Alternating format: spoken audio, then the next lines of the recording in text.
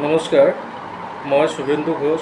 আজিৰ ভিডিঅ'টোত আপোনালোকৰ সৈতে আলোচনা কৰিম হোৱাই হেল্থ ইঞ্চুৰেঞ্চ মেটাৰ মোৰ দেন এভাৰ, অৰ্থাৎ কিয় স্বাস্থ্য বীমা বৰ্তমান সময়ত অধিক গুৰুত্বপূৰ্ণ। প্ৰতি বছৰে চিকিৎসাৰ খৰচ দিনে দিনে বৃদ্ধি পাইছে। এটা মেডিকেল ইমাৰ্জেঞ্চি যিকোনো সময়ত আহিব পাৰে আৰু সেইখিনি আপোনাৰ সকলোৱে অৰ্থনীতি পৰিকল্পনাক বিপদত পেলাব পাৰে। এই কাৰণত স্বাস্থ্য বীমা অতি প্ৰয়োজনীয়।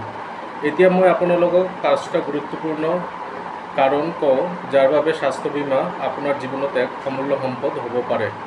প্ৰথমতে, কেছলেছ ট্ৰিটমেণ্ট।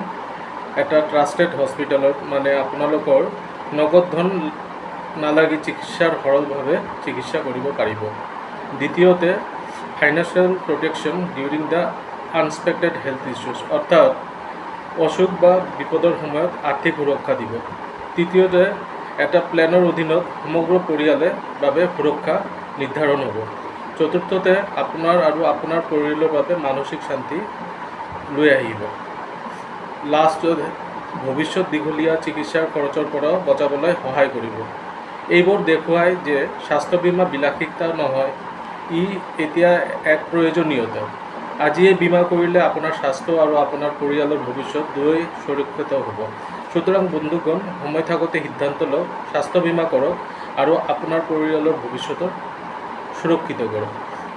অধিক জানিবলৈ মোক হোৱাটছআপ কৰক। মোৰ হোৱাটছআপ নম্বৰ 9435006816। Thank U.